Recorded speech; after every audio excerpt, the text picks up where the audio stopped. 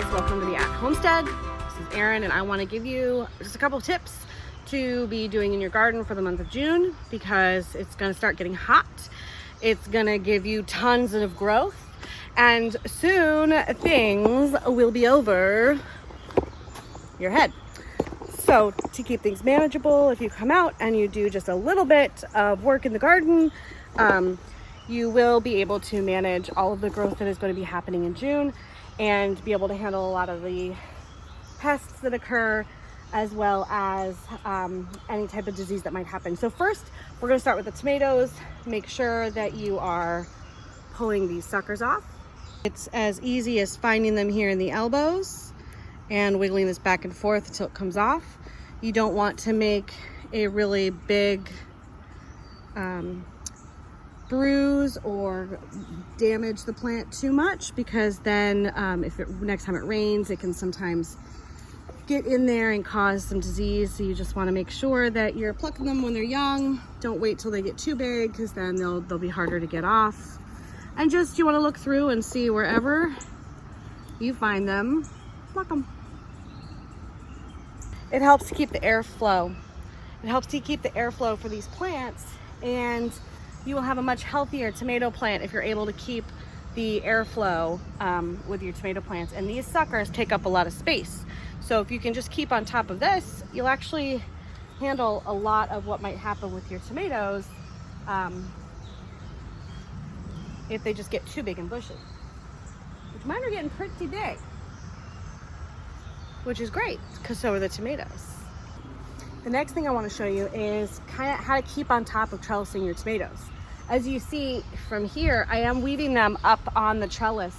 And if you can't see because it's too far away, I use these little clips. You can use anything soft. You want to just make sure that your tomato is able to kind of move with the wind. You don't want to block anything from, or have your tomatoes too tight, because then they won't have any flexibility and then they can break. Especially if they get any type of high winds, which we have a tendency to do on this side of our house where we put our garden. Wind is good. It helps to pollinate, it helps to germinate, it helps the plants grow big and strong, but it can also damage your plants. So it's a fine line you got to walk. But you just go through, and as your plants grow in June, you just adjust where either you adjust like I do with my clips, or you can use pantyhose. So the whole idea is essentially to support your plants as they grow up taller on the trellis or whatever type of support you're using, and to make sure that you are keeping the interior of the plant clean of suckers. Now you don't have to use your hands. You'll actually get like tomato gunk on your hands, which is funny. You can always tell someone who grows tomatoes because they've got like brown fingers during June. And then you can always use your pruners if you don't want to use your fingers. Just make sure that they're nice and clean, because you don't want to go from plant to plant and spread any type of disease that might be on one plant and not on the others. And then you also want to make sure that you take a look at the bottom of the plant. Sorry, this is a really big sucker I let go. And just make sure that there's no other branches that have grown at the bottom to restrict airflow down there as well. So let's take a look at the bottom of these tomatoes. So all in all, they look pretty good. There's a couple things that have grown from the bottoms of the plants, almost like a second main stem. So I just want to cut those off, trim off any really low hanging branches that may touch any other tomato plant, because I plant very close together. I want to make sure that all these branches down here are nice and pruned, that they're not going down to the ground, that they're not like mingling with other tomatoes near the bottom, tomato plants near the bottom.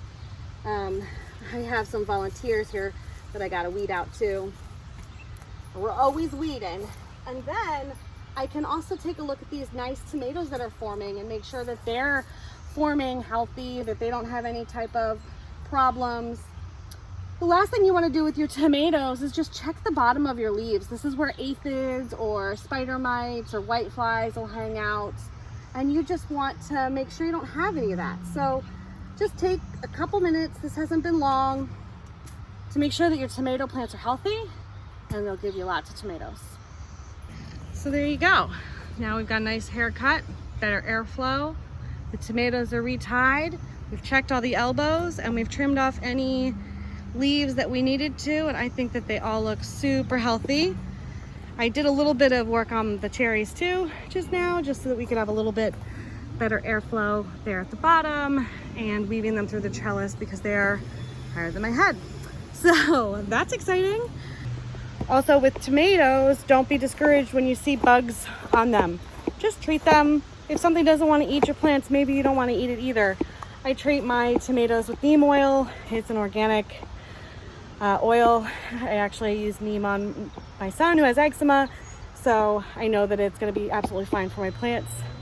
So don't get discouraged by the bugs. Now's the time when it happens, because there's going to be a lot of rain, a lot of heat, a lot of rain, a lot of heat, and that is the perfect storm for breeding any type of bugs that are going to eat your plants. So hope you guys have a great day. Thanks for joining me.